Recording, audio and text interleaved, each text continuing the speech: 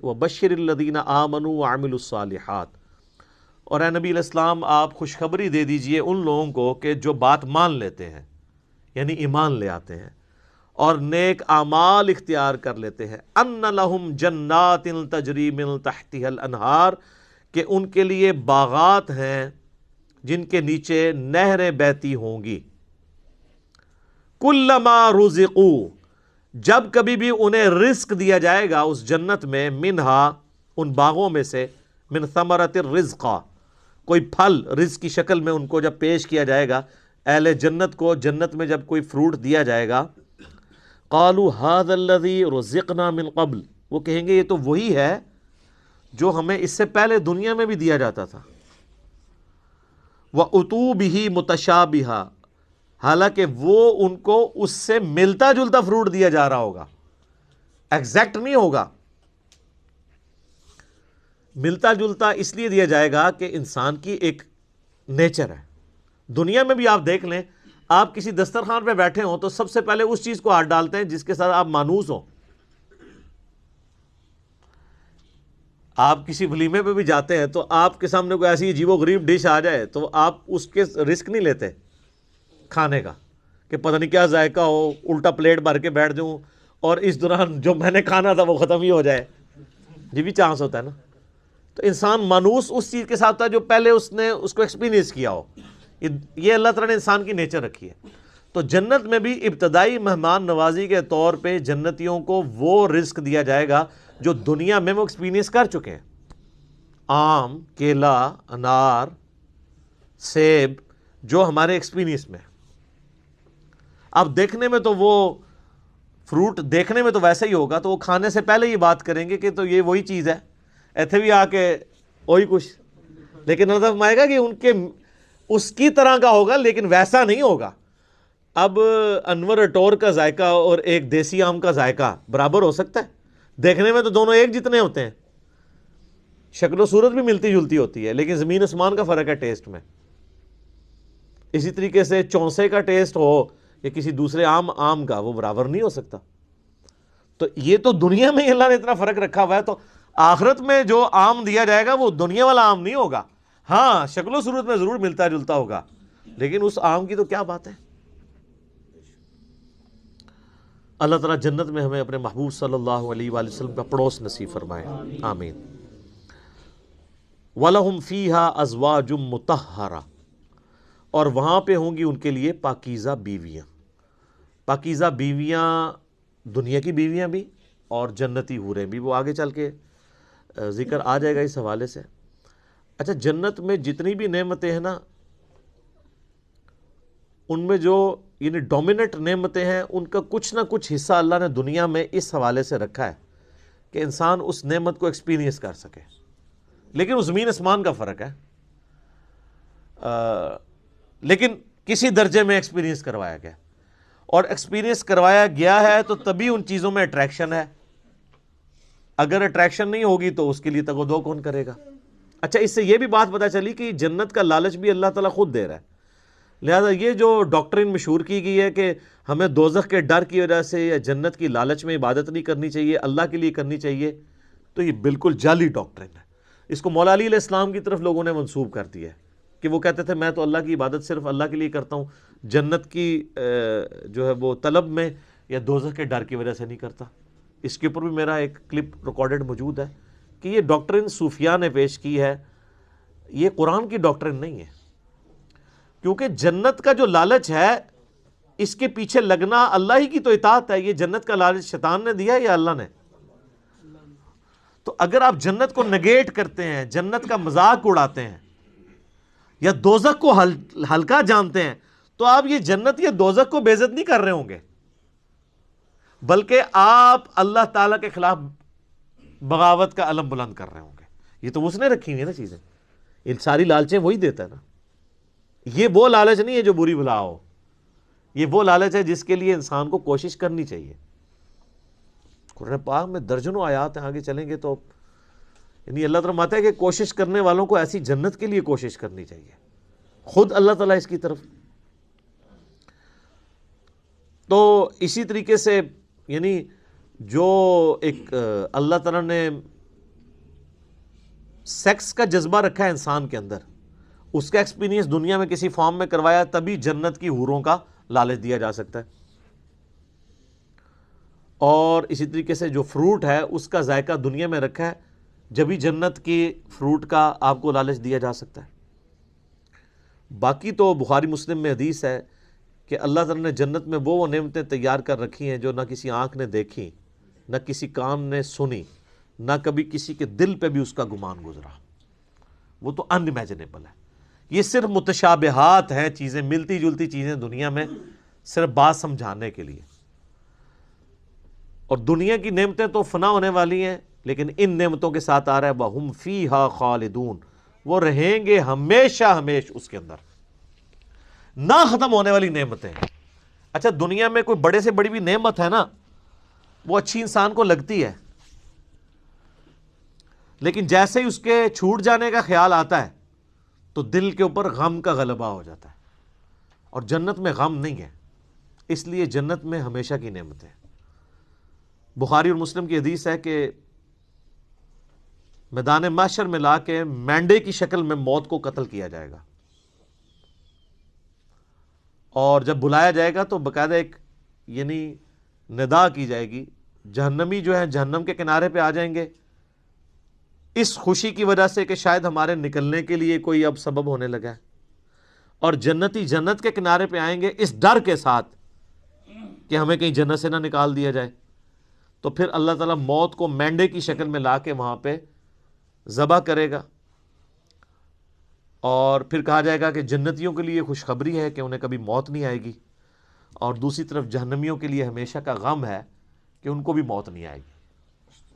تو قرآن میں آتا ہے سورہ فرقان میں، آج ایک موت نہیں کئی موتیں مانگو، موت نہیں تمہیں آئے گی، ہزاروں موتیں مانگو، موت نہیں آنے کی، کیونکہ موت آ جائے تو پھر تکلیف ختم ہو جائے، لیکن وہاں پہ موت نہیں آئے گی۔ اللہم اجرنا من النار، اللہم اجرنا من النار، اللہم اجرنا من النار، آمین۔ اللہم من احییتہ منا فاحیہ علی الاسلام، ومن توفیتہ منا فتوفہ علی الایمان، آمین۔ صحیح مسلم میں ایک حدیث ہے کہ جب جنتی جنت میں داخل ہونے لگیں گے تو ان کو ایک ندا کی جائے گی، جاتے ہی خوشخبری ملے گی، تمہارے لیے مبارک ہے، آج کے بعد تمہیں کبھی موت نہیں آئے گی، تم ہمیشہ زندہ رہو گے، آج کے بعد تمہیں کبھی بدحالی نہیں آئے گی، تم ہمیشہ خوشحال رہو گے، آج کے بعد تمہیں کبھی بڑھاپا نہیں آئے گا، تم ہمیشہ جوان ہی رہو گے، اور آج کے بعد اللہ تم سے کبھی ناراض نہیں ہوگا، ہمیشہ راضی رہے گا۔ یعنی دنیا میں تو سب سے بڑی اہل ایمان کے لیے ٹینشن ہی یہی ہے نا کہ میں نے یہ کیا تو ناراض نہ ہو جائے۔ جنت وہ جگہ ہے جہاں کچھ بھی کر لیں اللہ ناراض نہیں ہوگا، ہر وہ چیز جو دنیا میں بھی جرم تھی وہاں جا کے وہ جرم نہیں رہے گی۔ دنیا میں مرد کے لیے سونا پہننا حرام ہے، اور جنت میں سونے کے کنگن پہنائے جائیں گے، ریشم کا لباس پہنایا جائے گا۔ قرآن پاک میں آتا ہے، بخاری مسلم میں درجنوں احادیث ہیں، جسے شوق ہو تو مشکات المصابیح کی 3 جلد میں جنت والا چیپٹر پڑھ لیں تو آپ کو اندازہ ہوگا کہ جنت میں اللہ تعالیٰ نے کیا کچھ رکھا ہے انسان کے لیے۔ لیکن یہ بات اپنی جگہ ہے، ایک حقیقت ہے کہ جنت پہنچنا بڑا مشکل ہے، یہ سب سے بڑا المیہ ہے۔ یہ تو بابوں نے آپ کو ایک خدا کا تعارف کروایا نا کہ جنت تو اپنی جیب ہی ہے، کتابیں یہ نہیں بتاتی، کتابیں کچھ اور ہی بتاتی۔ صحیح مسلم میں حدیث ہے کہ اللہ تعالیٰ نے جنت کو ناگوار چیزوں سے ڈھانپ رکھا ہے، یعنی جنت تک پہنچنے کے لیے کئی ناگوار چیزوں سے آپ کو گزرنا پڑے گا، پھر جنت آئے گی۔ اور جہنم کو اللہ تعالیٰ نے خوشنما چیزوں سے ڈھانپ رکھا ہے، یعنی ہر اٹریکٹ فل چیز دوزخ کی طرف لے کے چلی جائے گی۔ ناگواری تو ہے نا، یعنی روزانہ 5 وقت نماز پڑھنا دنیاوی طور پہ ایک تردد تو ہے، سردیوں میں وضو کرنا ایک تردد تو ہے، گرمیوں کے روزے رکھنا ایک تردد تو ہے، حلال اور حرام کا فرق کرنا ایک تردد تو ہے، اور دوسری طرف آپ جو اپنی مرضی کے مطابق کوئی بھی کام کرتے جائیں وہ سیدھا آپ کو دوزخ کی طرف لے جائے گا، جو آپ اپنی مرضی سے کریں گے۔ اور جو اللہ کی مرضی سے کرنا پڑتا ہے اس میں تردد تو ہے، ظاہر ہے وہ نفس کے خلاف ہے۔ تو یہ مسلم شریف کی حدیث کمال حدیث ہے کہ جنت ناگوار چیزوں سے ڈھانپی ہوئی ہے اور جہنم خوشنما چیزوں سے۔ اس کی ایکسپلینیشن جامع ترمذی میں، سنن ابی داؤد میں، سنن نسائی اور ابن ماجہ میں ہے کہ جب اللہ تعالیٰ نے جنت کو پیدا کیا تو حضرت جبرائیل علیہ السلام سے کہا کہ جائیں جنت کو جا کے وزٹ کریں کہ میں نے کیسی رہنے کی جگہ بنائی ہے۔ جب حضرت جبرائیل علیہ السلام جنت گئے اور اس کی خوبصورتی دیکھی تو اللہ تعالیٰ نے کہا کہ جبرائیل کیسا پایا جنت کو؟ انہوں نے کہا اللہ تیری عزت کی قسم کوئی بندہ ایسا نہیں ہوگا جو اس میں جانے کے لیے جان دھڑ کی بازی نہ لگا دے، کیا زبردست جگہ تو نے بنائی ہے۔ اللہ نے فرمایا اچھا، اللہ تعالیٰ نے جنت کو ناگوار چیزوں سے ڈھانپ دیا، جو مسلم شریف کی حدیث ہے، اور کہا اب جا کے ذرا جنت کو دیکھو۔ جب وہ دیکھ کے آئے تو انہوں نے کہا تیری عزت کی قسم مجھے نہیں لگتا کوئی بندہ جنت میں جانے میں کامیاب ہوگا، اتنا مشکل ہے۔ سر یہ ہے کتابوں کا خدا۔ یہاں کہتے ہیں نہیں جناب، ایک دفعہ بھی پڑھ لیا ایک دفعہ بھی پڑھ لیا، ایک پھیرا ہی لگے گا۔ اور سورہ فرقان میں اللہ تعالیٰ فرماتا ہے کہ جہنم ہمیشہ رہنے کے لیے بھی بری جگہ ہے اور ایک لمحے کے لیے رہنے کے لیے بھی بری جگہ ہے۔ آپ لاکھ کہتے رہیں کہ پھیرا لگے گا۔ اچھا یہ پھیرا بھی اس لیے ہم کہتے ہیں کہ ہم نے کبھی اس پھیرے کو امیجن نہیں کیا، آپ کو ادھر بیٹھے بیٹھے امیجن کروا دیتے ہیں۔